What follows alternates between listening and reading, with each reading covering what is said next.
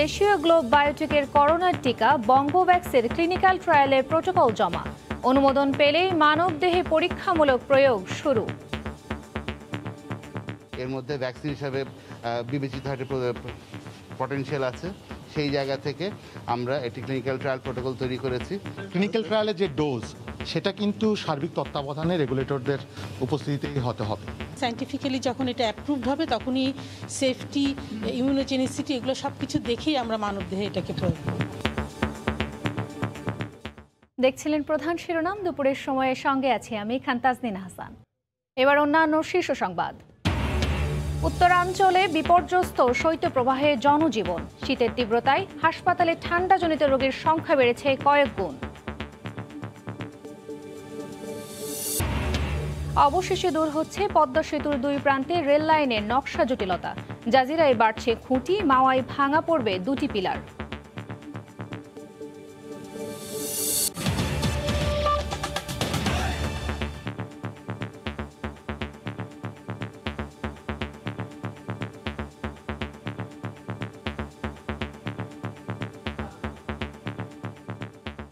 দেশীয় globe বায়োটেকের corona vaccine বঙ্গোভ্যাক্সের clinical ট্রায়ালের নৈতিক অনুমোদনের জন্য বাংলাদেশ চিকিৎসা গবেষণা পরিষদ বিএমআরসিতে আবেদন করা হয়েছে। দুপুরে সিআরও লিমিটেডের মাধ্যমে বিএমআরসিতে এই আবেদন জমা দেওয়া হয়। গ্লোব বলছে অনুমোদন পেলে শিগগিরই মানবদেহে প্রয়োগ করা হবে এই টিকা। তবে কবে নাগাদ সাধারণ মানুষের কাছে পৌঁছাবে টিকা সেটি এখনই না জানালেও সফলভাবে প্রক্রিয়া শেষ করতে চায় প্রতিষ্ঠানটি।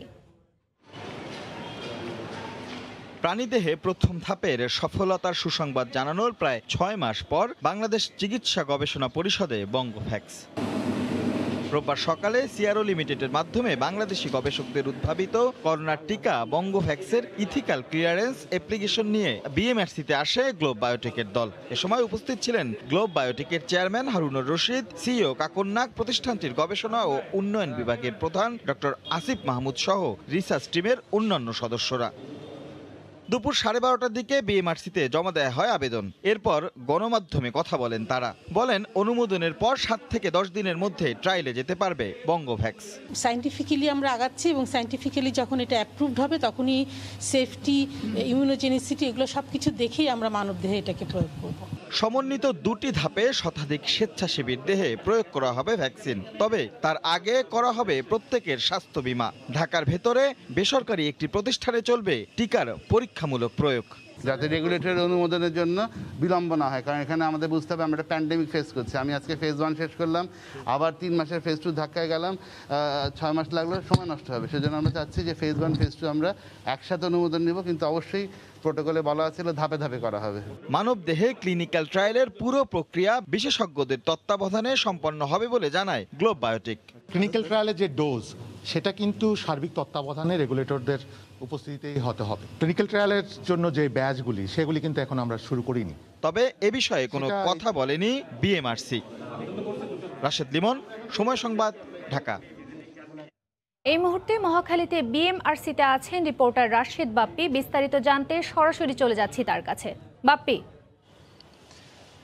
তাজদিন, এটি অবশ্যই একটি সুখবর যে বাংলাদেশি বিজ্ঞানীদের উদ্ভাবিত করোনার টিকা বঙ্গোভ্যাক্সের যে ক্লিনিক্যাল ট্রায়ালের যে আবেদন, সেই আবেদন বিএমআরসিতে জমা পড়েছে।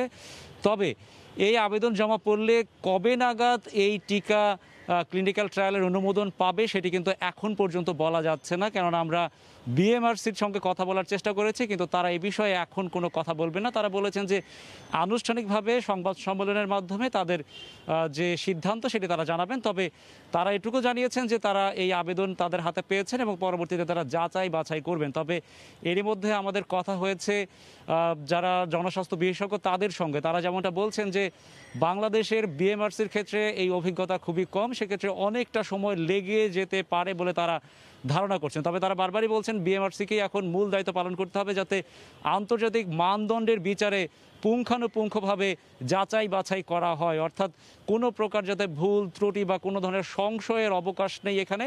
কেননা আমরা যেমনটা জানি যে গত 2 জুলাই গ্লোব বায়োটেক কিন্তু আনুষ্ঠানিকভাবে সংবাদ সম্মেলন করে জানিয়েছিলেন যে প্রাণীদেহে তারা সফলভাবে এই ভ্যাকসিনটির তারা প্রয়োগ করেছেন এবং সফলতা পেয়েছেন। কিন্তু এখন যে মানুষের শরীরে যে প্রয়োগ বা ভলেন্টিয়ারদের শরীরে যে প্রয়োগ, সেক্ষেত্রে কিন্তু কোনো ধরনের ফাঁক ফোকর রাখা যাবে না, জনস্বাস্থ্য বিশেষজ্ঞরা এটি কিন্তু বলছেন। তবে গ্লোব বায়োটেক এবং যে প্রতিষ্ঠান অর্থাৎ ট্রায়াল টিমের প্রিন্সিপাল ইনভেস্টিগেটর মামুনুল মাহতাব, তারা যেমনটা বলেছেন যে তারা তাদের যে এই যে প্রক্রিয়া, সকল প্রক্রিয়া যাচাই বাছাই করে কিন্তু আবেদনটি তারা জমা দিয়েছেন। অর্থাৎ এই যে বঙ্গভ্যাক্স প্রয়োগ করলে কি হতে পারে, এগুলো কিন্তু তারা চিন্তাভাবনা করেই আবেদন করেছেন। এখন তারা বলছেন যে তারা শুধু অপেক্ষা করছেন কবে নাগাদ অনুমোদন পাওয়া যায়। তারা বলছেন অনুমোদন পাওয়া গেলেই 7 থেকে 10 দিনের মধ্যেই তারা মানবদেহের ভলেন্টিয়ারদের মধ্যে এটা প্রয়োগ করতে পারবেন এবং তারা বলছেন যে শতাধিক ভলেন্টিয়ারের মধ্যে এটা প্রয়োগ করা হবে এবং প্রত্যেক ভলেন্টিয়ারের জন্য স্বাস্থ্য বীমা করা হবে এবং প্রত্যেকের স্বাস্থ্য যাচাই বাছাই করেই কিন্তু পরীক্ষা নিরীক্ষা করেই কিন্তু ট্রায়ালের জন্য নেওয়া হবে। এখন শুধুমাত্র সময়ের অপেক্ষা এবং মূল দায়িত্ব পালন করতে হবে বিএমআরসিকে। এই ছিল আমার কাছে করোনা ভ্যাকসিনের যে বঙ্গভ্যাক্স তার যে আবেদন এবং আবেদন প্রক্রিয়া পরবর্তীর সবশেষ খবর। তাজনি। করোনার ভ্যাকসিন বঙ্গভ্যাক্সের ক্লিনিক্যাল ট্রায়ালের সবশেষ খবর জানাতে মহাখালীর বিএমআরসি থেকে আমাদের সঙ্গে এতক্ষণ যুক্ত ছিলেন সহকর্মী রাশেদ বাপ্পি। এদিকে আন্তর্জাতিক মানদণ্ড মেনে যেন গ্লোবের ভ্যাকসিন বঙ্গভ্যাক্সের নৈতিক অনুমোদন দেয়া হয় পরামর্শ বিশেষজ্ঞদের। আমাদের আশা থাকবে যে এটা অবশ্যই আন্তর্জাতিক মানদণ্ডে উত্তীর্ণ একটা প্রোটোকল হতে হবে এবং বিএমআরসিকে ওর অ্যাসাইন্ড রোল, এটা অ্যাসাইন্ড রোল আর কেউ করতে পারে না, এটা বিএমআরসির কোনো বিকল্প সংগঠন নেই। তাহলে বিএমআরসিকে অবশ্যই জাতীয় প্রয়োজনে, দেশের প্রয়োজনে এটাকে এক্সপেডাইট করার কথা চিন্তা করতে হবে। অবশেষে দূর হচ্ছে পদ্মা সেতুর 2 প্রান্তে রেল লাইনের নকশা জটিলতা। জাজিরা প্রান্তের পিলারে খুঁটি বাড়িয়ে সংশোধন করা গেলেও মাওয়া প্রান্তে পিলার ভাঙার কোনো বিকল্প নেই রেল মন্ত্রণালয়ের হাতে। চলতি সপ্তাহে এমন সংশোধিত নকশায় তারা জমা দিয়েছে সেতু মন্ত্রণালয়। সাইফুল ইসলামের ছবিতে রিপোর্ট এহসান জুয়েলের। জটিলতা দেখা দেয় গত বছরের জুলাই মাসে। সড়ক থেকে সেতুতে গাড়ি ও ট্রেন ওঠার জন্য যে ভায়াডাক্ট নির্মাণ করা হচ্ছে, সেখানে সেতুর 2 প্রান্তে রেলের 2টি করে 4টি পিলারে মেলে ত্রুটি। আন্তর্জাতিক মান অনুযায়ী রেলের পিলারগুলোর নিচ দিয়ে সেতুতে গাড়ি উঠতে হলে পিলারে যে 15.5 মিটার উচ্চতা ও 5.8 মিটার প্রস্থ থাকা দরকার তা নেই। বিষয়টি জানার পরই ত্রুটিপূর্ণ এলাকায় রেলের কাজ বন্ধ করে দেয় সেতু মন্ত্রণালয়। এ নিয়ে গত 6 মাসে জল ঘোলা হয়েছে অনেক।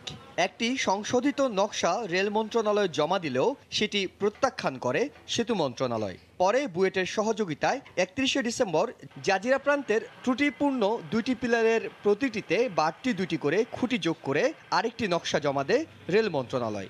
এবার চলতি সপ্তাহে মাওয়া প্রান্তের জন্য জমা দিয়েছে 3য় নকশা। তবে এই নকশায় সেতু মন্ত্রণালয়ের চাহিদা অনুযায়ী পিলারের উচ্চতা আর প্রস্থ নিশ্চিত করতে ভাঙতে হবে 2টি পিলার। ওনাদের মতামত পালে তো সিদ্ধান্ত নিয়ে নেবো যে ভাঙতে হবে কিনা। এখন আমরা আমাদের কনসেপচুয়াল ড্রয়িংটা দিয়েছি, ওনারা কি মতামত দেয় তারপর ডিজাইন করবো। আমরা ডিটেল ডিজাইনটা এখনো পাইনি। কনসেপচুয়াল ডিজাইনটা বিপি ওকে করে দিয়েছে, সেই অনুযায়ী ডিজাইন করছে, তারপরে বলতে পারবো। মাওয়া অংশে ভায়াডাক্টের 14 ও 15 নম্বর পিলার 2টি ভাঙতে এর মধ্যেই শুরু হয়েছে প্রস্তুতি। এই 2টি পিলারের নিচ থেকে সরে নেওয়া হয়েছে মাটি। সংশোধিত নকশায় সেতু মন্ত্রণালয়ের চূড়ান্ত অনুমোদন পাওয়া গেলেই শুরু হবে ভাঙার কাজ। জুলাই থেকে জানুয়ারি 6 মাস পর আবার কাজ শুরু হচ্ছে এই মাওয়া প্রান্তে রেলের ভায়াডাক্টের। মাওয়া ও জাজিরা 2 প্রান্তেই রেলের ভায়াডাক্টের নকশার সমাধান মেলায় হাঁপ ছেড়ে বেঁচেছেন পদ্মা সেতুর প্রকৌশলীরা। আগামী মাসের মধ্যেই 2 প্রান্তে সংশোধিত নকশায় কাজ শুরু করার ব্যাপারে আশাবাদী রেল কর্তৃপক্ষ।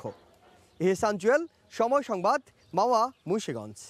করোনার স্থবিরতা কাটিয়ে অবশেষে 2.5 লাখ কোটি টাকার বিনিয়োগ লক্ষ্যমাত্রা নিয়ে বঙ্গবন্ধু শিল্পনগরে গড়ে উঠছে একের পর এক শিল্প কারখানা।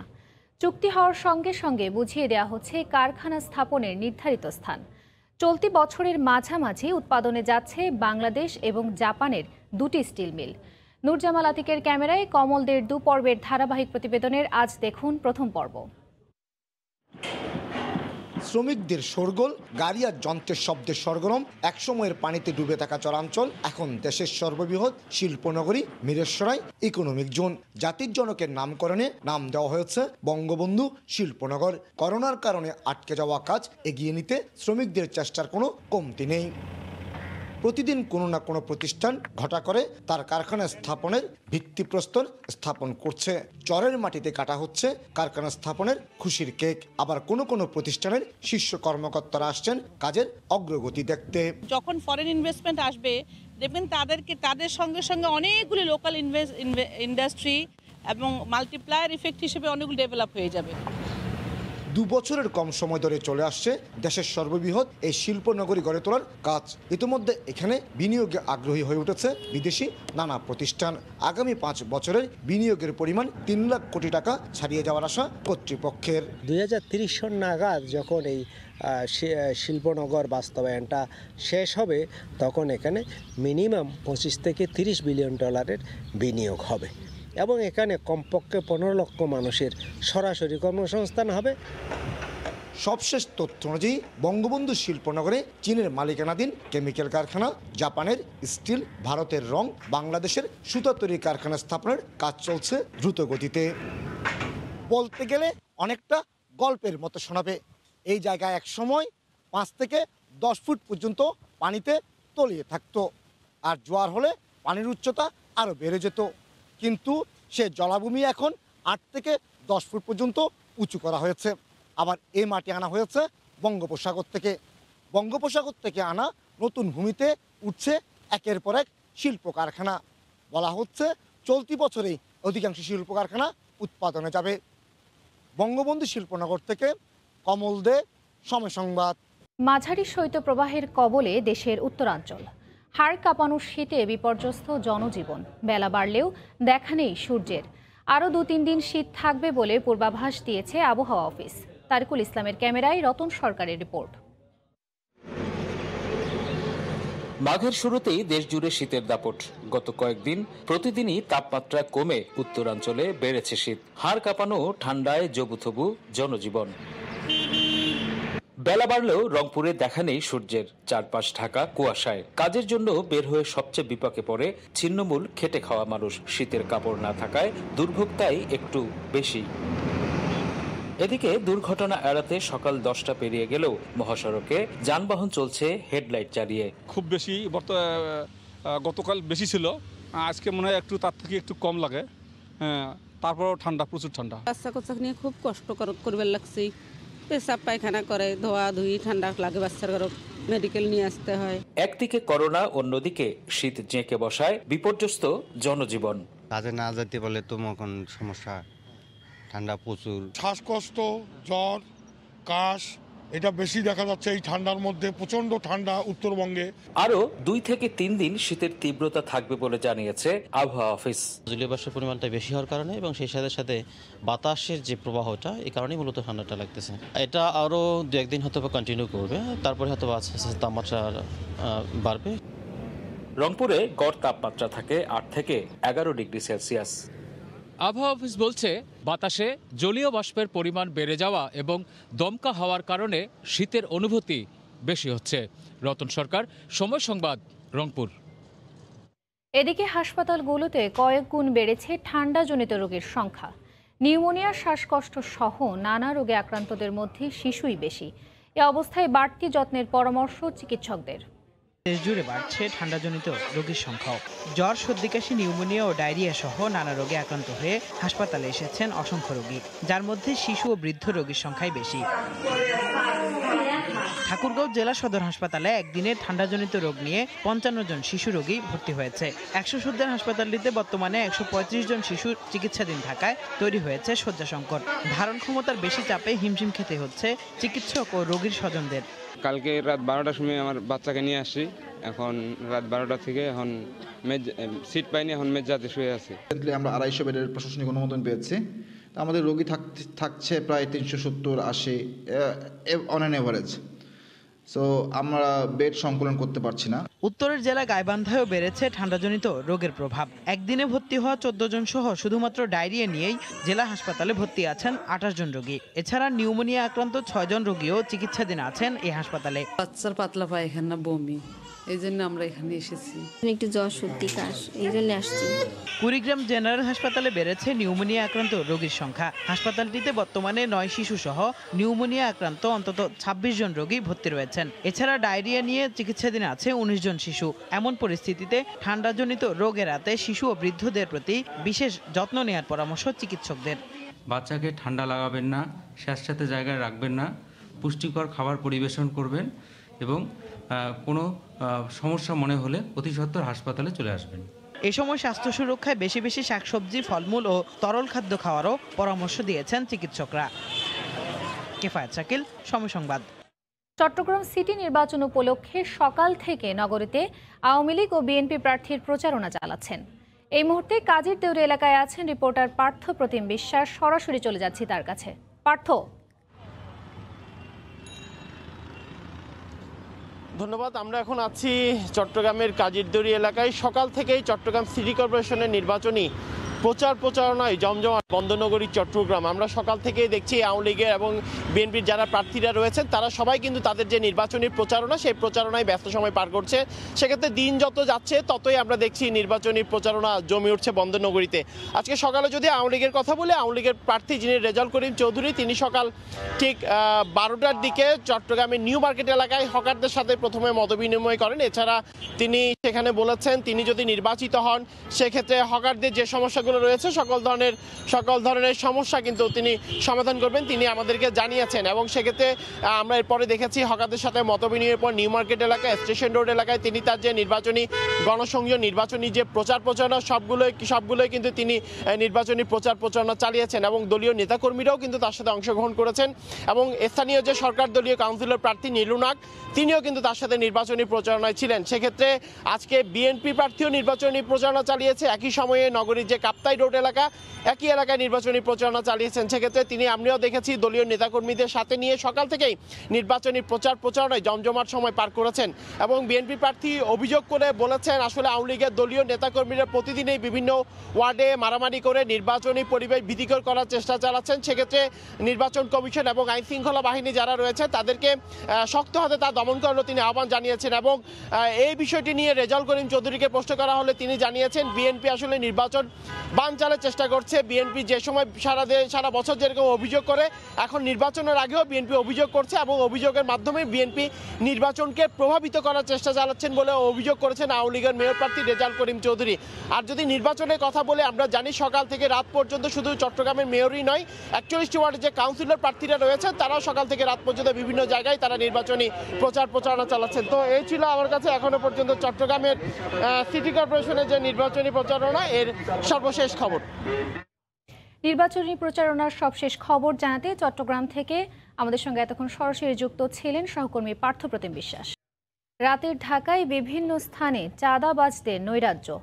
সিটি কর্পোরেশনের নামে রীতিমতো রসিদ দিয়ে আদায় করা হচ্ছে টাকা। ট্রাক চালকরা বলছেন বিভিন্ন জায়গায় গড়ে 1000 টাকা না দিলে চলতে দেওয়া হয় না গাড়ি। এই সব কিছুই হচ্ছে পুলিশের সামনে, অথচ নির্বিকার তারা।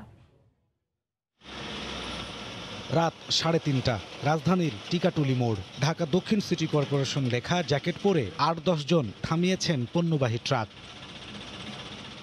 প্রতি ট্রাক থেকে আদায় করা হচ্ছে টাকা। চাঁদা আদায়ের এই দৃশ্য ধারণ করতে গেলে পরিবহন নেতা পরিচয় দেয়া স্বপন নামের একজন চড়াও হন সময় সংবাদের ক্যামেরার ওপর। প্রথমে সিটি কর্পোরেশনের টোল আদায় করছেন বলে জানান, তবে বিস্তারিত জানতে চাইলে দিতে পারেননি কোনো সদুত্তর।